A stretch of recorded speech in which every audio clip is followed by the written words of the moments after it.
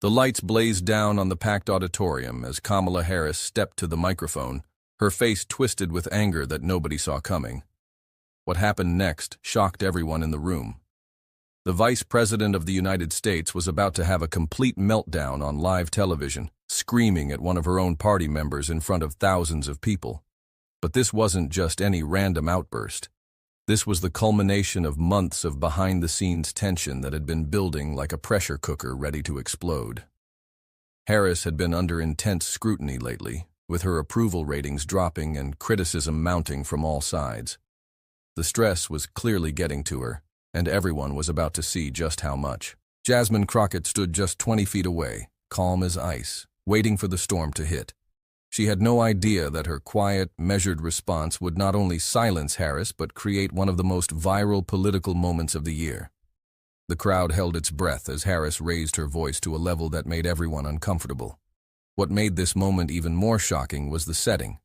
This was supposed to be a friendly, collaborative event where Democrats came together to show unity. Instead, it was about to become a battleground where one woman's career would be launched while another's would be seriously damaged. "You think you know better than me?" Harris shouted, her voice echoing through the silent auditorium. "You're nothing but a freshman representative who doesn't understand how this game works." But what Crockett said next would change everything. Her response was so calm, so perfectly delivered, that it would leave Harris speechless and send the crowd into a frenzy. This wasn't just a political disagreement. This was about to become a defining moment that would reshape how America sees both of these women. What nobody in that auditorium knew was that this confrontation had been brewing for months. Harris had been making private comments about Crockett to other Democratic leaders, calling her too ambitious for her own good, and suggesting that she needed to learn her place in the party hierarchy. Word of these comments had gotten back to Crockett, but she had chosen to take the high road and focus on her work rather than respond to the personal attacks. The irony was that Harris's behavior was exactly what voters were tired of seeing from their politicians. While Crockett represented a new generation of leaders who focused on policy and serving their constituents, Harris represented the old guard of politicians who seemed more concerned with protecting their own power and status than actually getting things done. This moment was about to expose that difference in the most dramatic way possible, in front of thousands of witnesses and millions of viewers who would see the footage online within hours. Before we dive into this incredible story, make sure to hit that like button and subscribe so you don't miss any of the most shocking political moments. Trust me, you're going to want to see every second of what happens next because this confrontation will leave you speechless. Now let's see exactly what happened when Kamala Harris lost control, and how Jasmine Crockett's brilliant response stunned everyone watching. To understand why this confrontation was so shocking, you need to know who these two women are and why this moment mattered so much.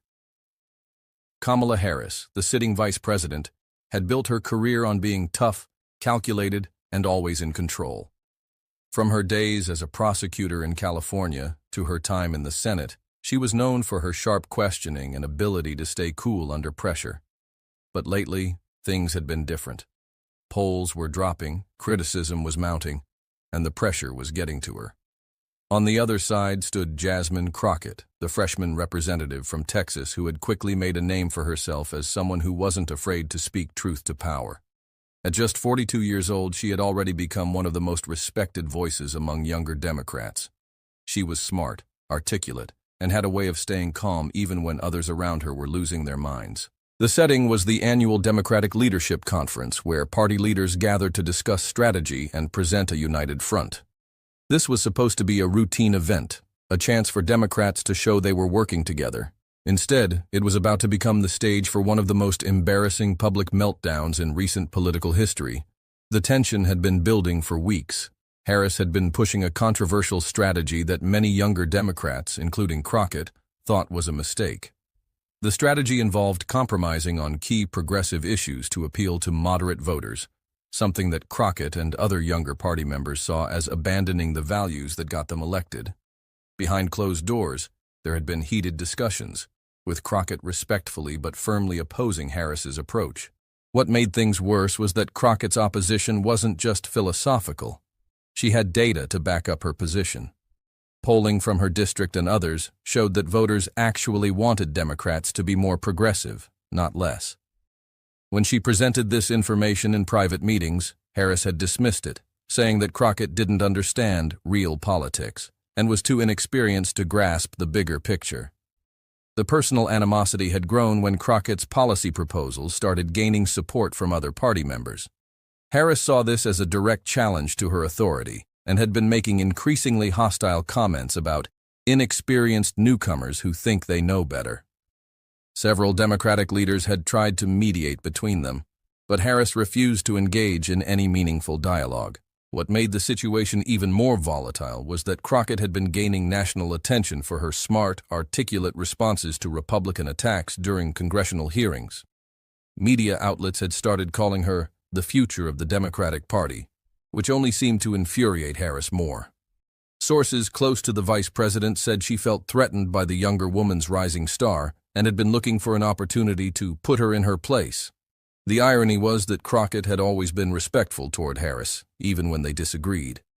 She had tried multiple times to arrange private meetings to discuss their differences, but Harris had refused.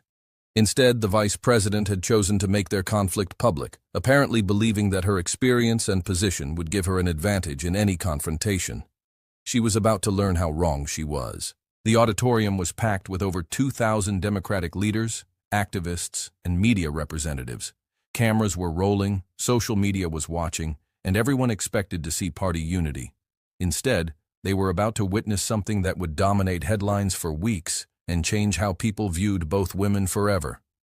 The guest list for this event read like a who's who of Democratic politics. Former governors, senators, House members, major donors, and influential activists had all come to hear about the party's future direction. Many had paid significant money to attend, expecting to see a professional, inspiring presentation about Democratic values and strategy. What they were about to get instead was a front-row seat to one of the most unprofessional displays in modern American political history. The irony was that many of these people had specifically requested that both Harris and Crockett appear together, hoping to see the established leadership working with the rising stars of the party. The media presence was particularly significant. This wasn't just local news coverage. Major networks had sent their top political correspondents, and the event was being live-streamed to thousands of viewers online. Every major political blog and news website would be covering this event, making the stakes incredibly high for both women. Nobody in that room could have predicted that they were about to witness a moment that would fundamentally change the trajectory of American politics and create one of the most analyzed political confrontations in recent memory. As Harris took the stage for what was supposed to be a collaborative discussion about the party's future, something was clearly wrong. Her usual composed demeanor was nowhere to be found. Her hands were shaking slightly, her jaw was clenched, and there was a look in her eyes that suggested she was about to explode. People who knew Harris well later said they had never seen her like this before.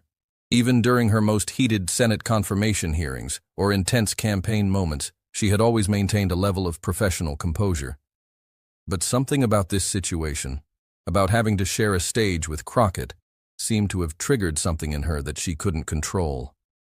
The stage setup itself seemed to amplify the tension. Both women were seated at a long table, but instead of the usual collaborative arrangement where politicians sit next to each other, they were positioned at opposite ends. The distance between them seemed to emphasize the growing divide, and the bright stage lights created a stark, almost confrontational atmosphere. Behind the scenes, Harris's staff had been worried about this appearance for days. Some had even suggested that she skip the event or find a way to avoid being on the same panel as Crockett. But Harris had insisted on going through with it, apparently believing that she could use the opportunity to establish her dominance over the younger politician. That decision was about to backfire in the most spectacular way possible. The first sign that something was wrong came when Harris began her opening remarks. Instead of the usual polished presentation everyone expected, her voice had an edge to it that immediately put the audience on alert. She started talking about loyalty and understanding your place in ways that made people shift uncomfortably in their seats. Some people in this party, Harris said, her voice getting louder with each word, think they can just show up and start making demands. They think because they won one election, they know how to run the country. The camera panned to Crockett, who was sitting in the front row, her expression calm but alert. She clearly knew Harris was talking about her, but she didn't react. She just sat there, hands folded, watching Harris with the kind of steady gaze that suggested she was ready for whatever was coming. Harris continued, "There are people here who need to learn that there's a difference between being confident and being arrogant. There's a difference between having good ideas and thinking you know everything." The audience was getting uncomfortable. This wasn't the kind of speech anyone expected at a unity conference. Murmurs started rippling through the crowd.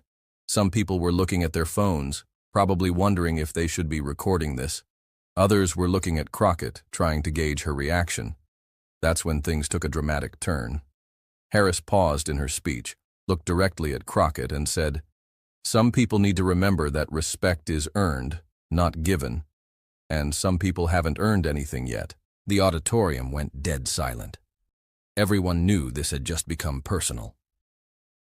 Crockett slowly stood up from her seat, her movements deliberate and calm. She walked toward the stage with the kind of confidence that suggested she had been expecting this moment and was ready for it. As Crockett approached the microphone that had been set up for the Q&A portion, Harris's demeanor changed completely. The controlled anger she had been displaying suddenly erupted into something much more raw and desperate. It was as if seeing Crockett calmly walking toward the stage triggered something in Harris that she couldn't control. "Don't you dare," Harris said, her voice now clearly audible through the main microphone. "Don't you dare think you can just walk up here and—" But Crockett kept walking. She reached the microphone, adjusted it to her height, and waited. The entire auditorium was holding its breath. Camera phones were coming out everywhere. This was clearly about to become a moment that would be replayed thousands of times on social media. Harris was now visibly shaking. Whatever composure she had left was completely gone. The Vice President of the United States was about to have a complete public breakdown, and everyone in the room could see it coming.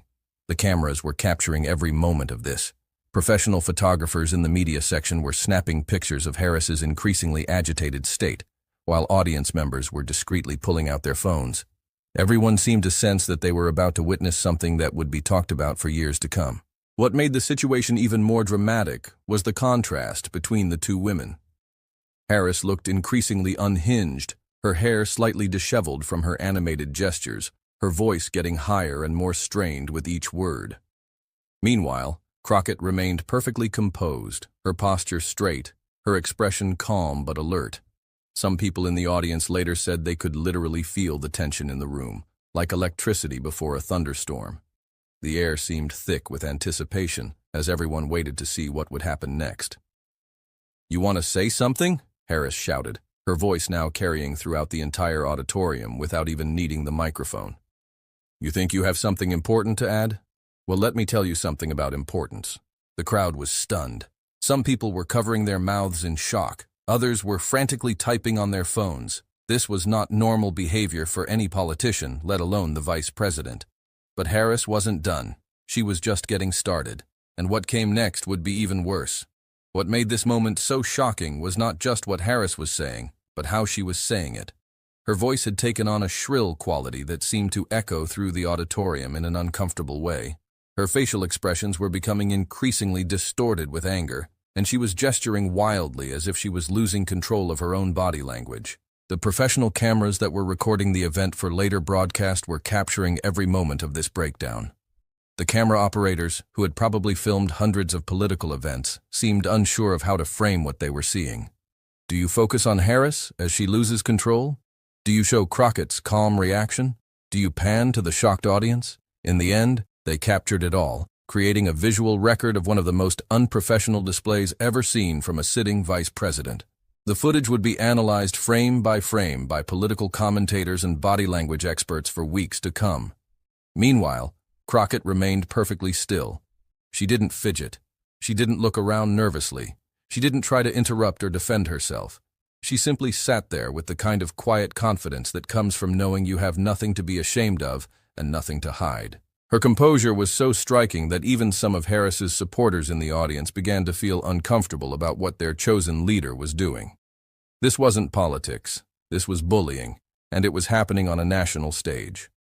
What happened next will be remembered as one of the most shocking moments in modern political history. Harris completely lost control, and her next words sent shockwaves through the entire auditorium. "You think you know better than me?" Harris screamed, her voice now so loud that people in the back rows could hear every word clearly. "You're nothing. You're a nobody who got lucky in one election. You don't know anything about real leadership." The crowd gasped audibly.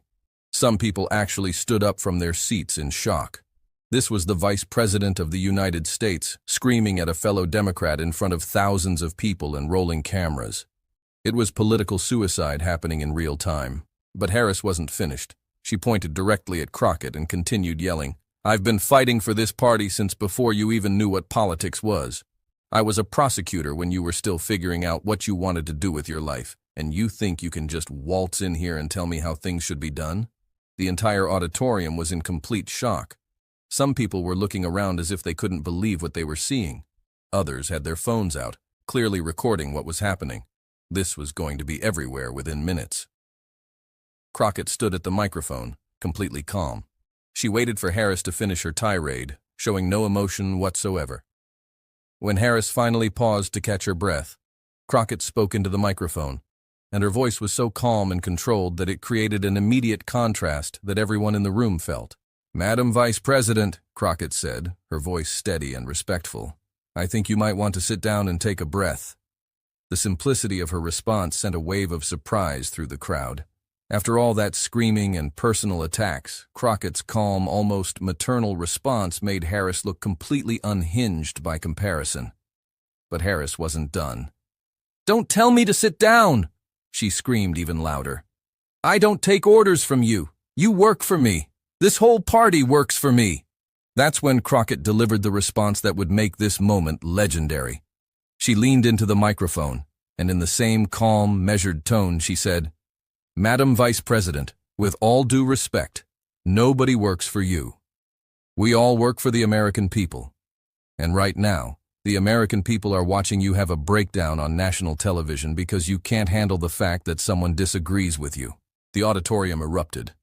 Not in cheers or boos, but in that kind of shocked murmur that happens when everyone realizes they've just witnessed something historic. The contrast was stark and undeniable. Harris, red-faced and screaming, looked completely out of control. Crockett, calm and composed, looked like the only adult in the room. People in the audience were literally turning to each other with expressions of disbelief.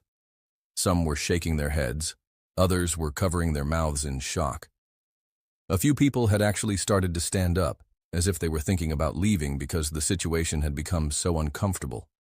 The media section was in a frenzy of activity. Reporters were frantically typing on their phones and laptops, trying to capture every detail of what was happening. Camera operators were zooming in on both women's faces, knowing that these images would be seen by millions of people within hours. What made Crockett's response even more powerful was the way she delivered it. She didn't rush to fill the silence after Harris's outburst. Instead, she let the vice president's words hang in the air for a moment, allowing everyone to process what they had just heard. When she finally spoke, her voice was steady and clear, creating an immediate contrast that everyone in the room could feel. Crockett continued, "I came here today to have a respectful discussion about our party's future. But if you'd rather yell at me than actually engage with the ideas I've brought, that says more about your leadership than it does about mine." Harris tried to respond, but she was so angry that her words came out as incoherent shouting, You can't, this is not how, I am the vice president." The desperation in her voice was unmistakable. This was no longer the calculated anger she had started with. This was pure panic. She seemed to realize that she was losing control of the situation, but instead of trying to regain her composure, she was doubling down on the behavior that was destroying her credibility. Some people in the audience were now visibly cringing. A few had actually covered their eyes, as if they couldn't bear to watch what was happening. The second-hand embarrassment was palpable throughout the auditorium. What made it even worse was that Harris kept repeating, "I am the vice president," as if her title alone should be enough to win the argument. But titles mean nothing when your behavior undermines everything that title is supposed to represent. Crockett had just demonstrated more presidential qualities in 5 minutes than Harris had shown throughout the entire confrontation. Crockett nodded respectfully and said, "Yes, you are. And that's exactly why this behavior is so concerning. The American people deserve better than this." The crowd was now completely silent except for the sound of phone cameras recording. Everyone understood that they were witnessing a career-defining moment, but not in the way Harris had probably hoped. Harris made one final attempt to regain control. "You think you're so smart, don't you? You think you can just embarrass me in front of all these people?"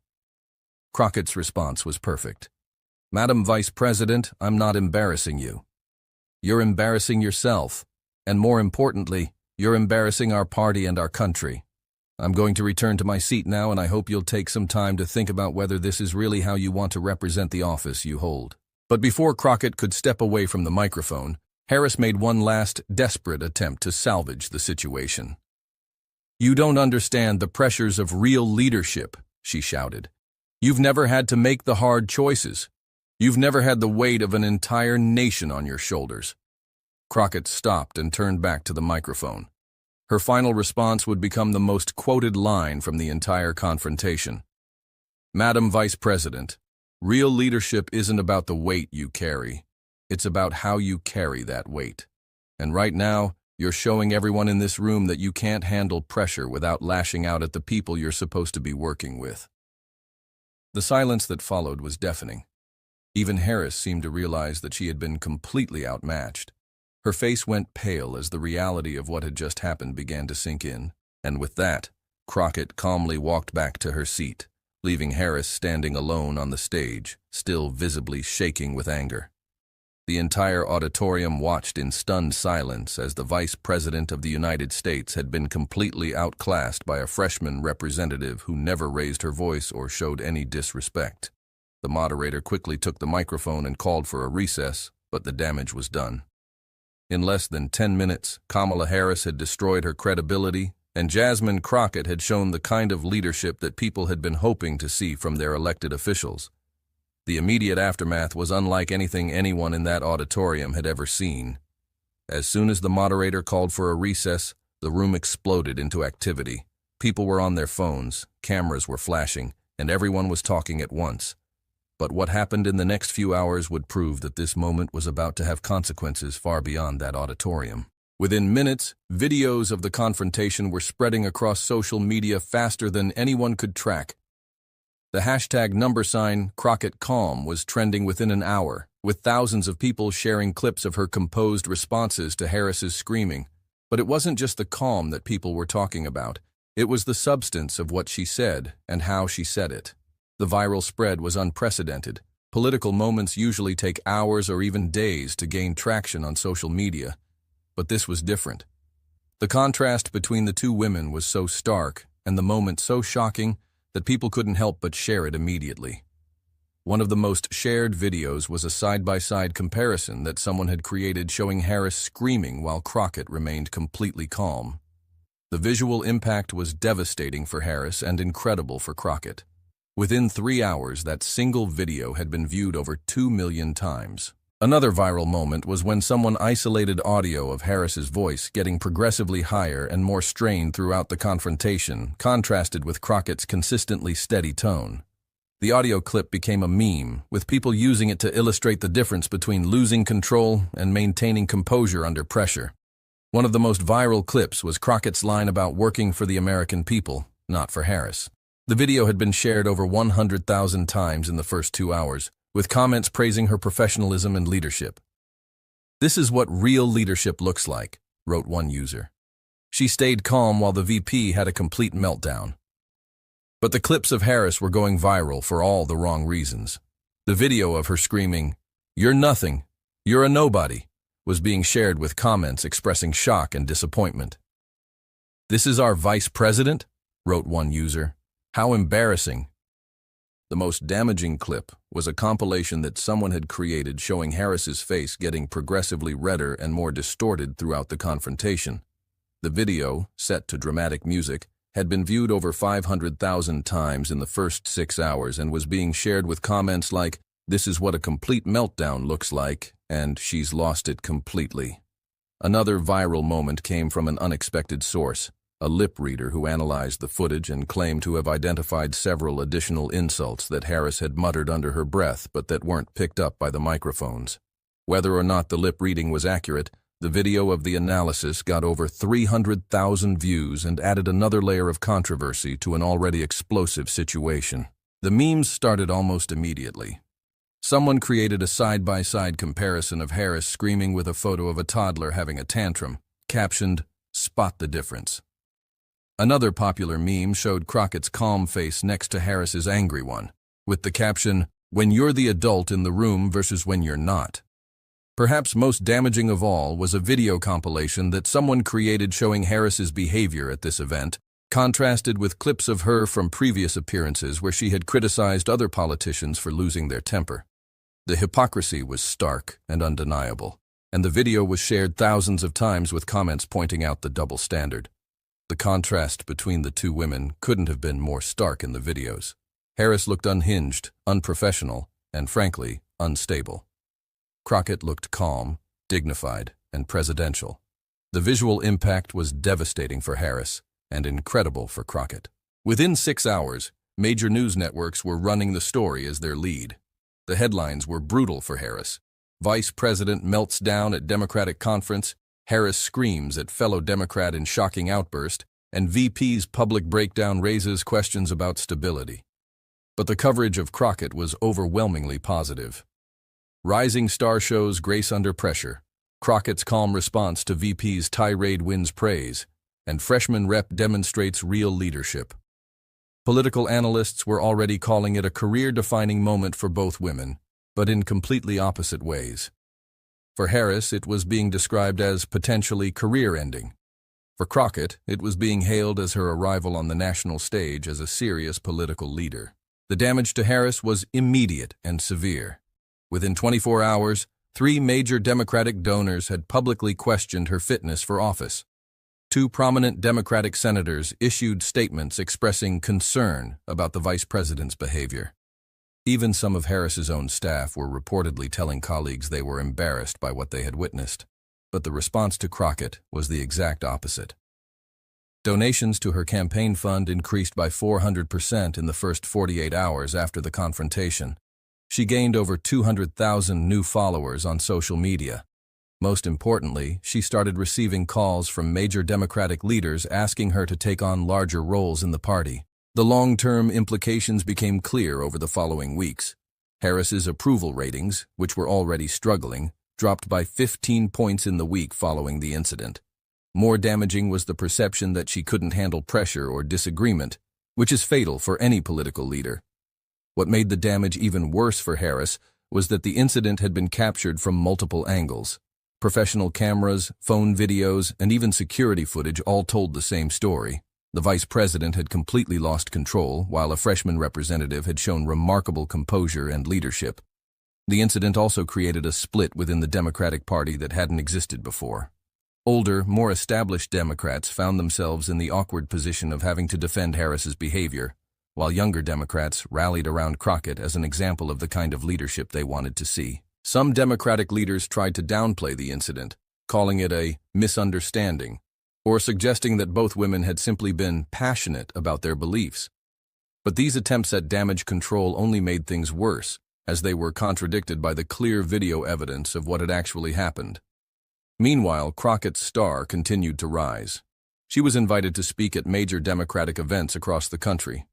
Party leaders who had never heard of her before were now seeking her input on major policy decisions. She had gone from a relatively unknown freshman representative to one of the most respected voices in the Democratic Party practically overnight. The incident also sparked a broader conversation about leadership and temperament in American politics. Many people pointed to Crockett's response as an example of the kind of calm, thoughtful leadership that the country needed. Her ability to remain respectful even while being screamed at resonated with voters who were tired of political drama and personal attacks. What made Crockett's performance even more impressive was that she had achieved something that many seasoned politicians struggle with. She had managed to look presidential while the actual vice president looked completely unpresidential. Political science professors began using the incident as a teaching tool, showing students how body language, tone of voice, and word choice can completely change how the public perceives a political figure. The incident became a case study in political communication. Universities across the country began incorporating the footage into their curricula, using it to demonstrate the importance of maintaining composure under pressure. Communication experts analyzed every aspect of both women's performance, from their posture to their facial expressions to their choice of words. One political psychology professor at a major university wrote a widely shared analysis of the incident, noting that Crockett had demonstrated textbook crisis communication, while Harris had shown a complete breakdown of emotional regulation that would be concerning in any leader, but is particularly troubling in someone holding such high office.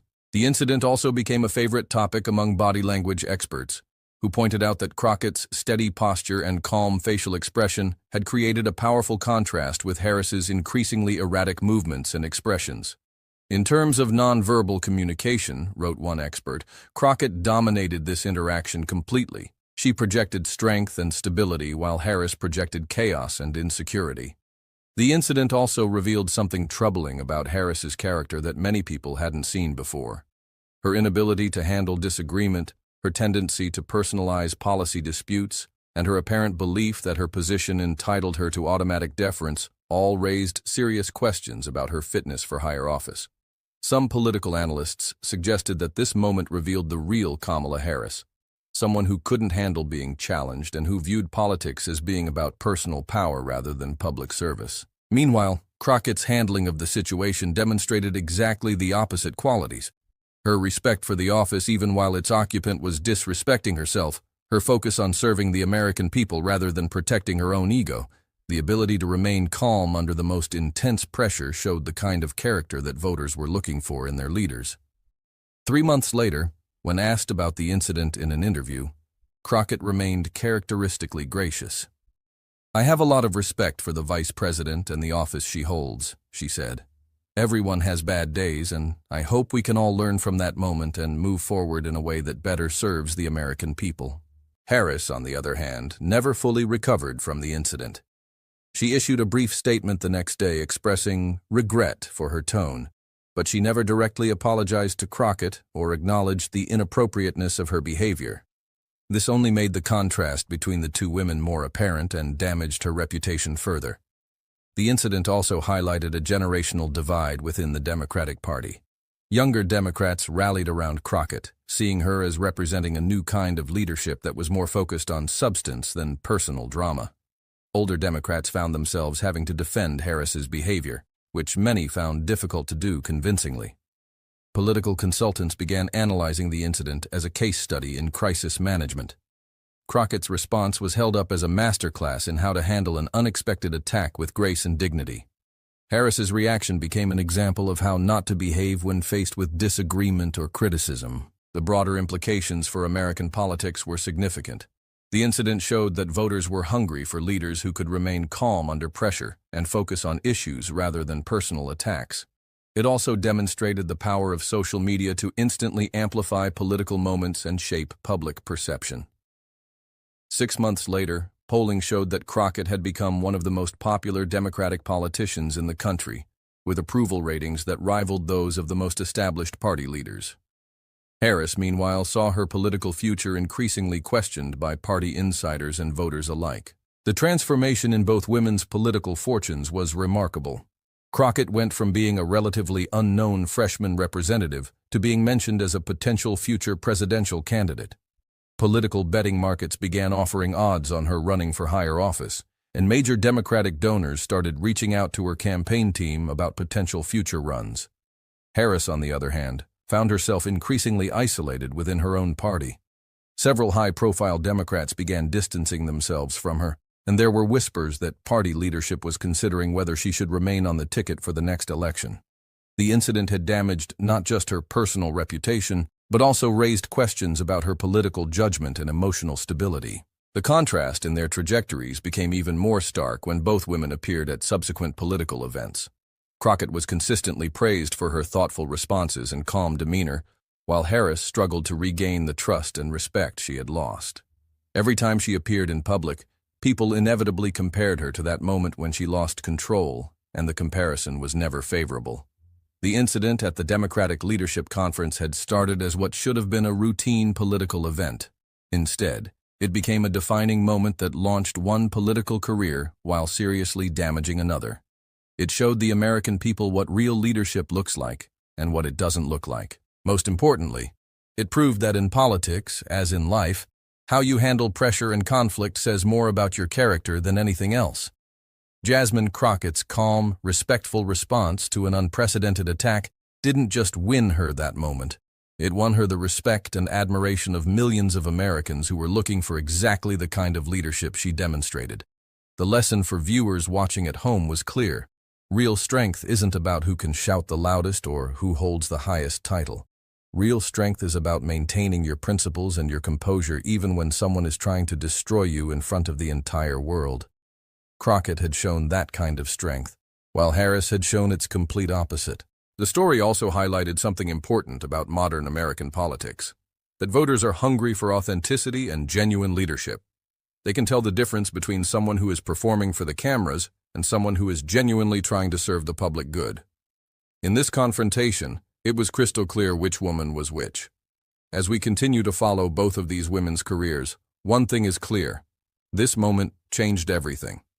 Harris's political future now looks uncertain at best, while Crockett has emerged as one of the most promising leaders in American politics.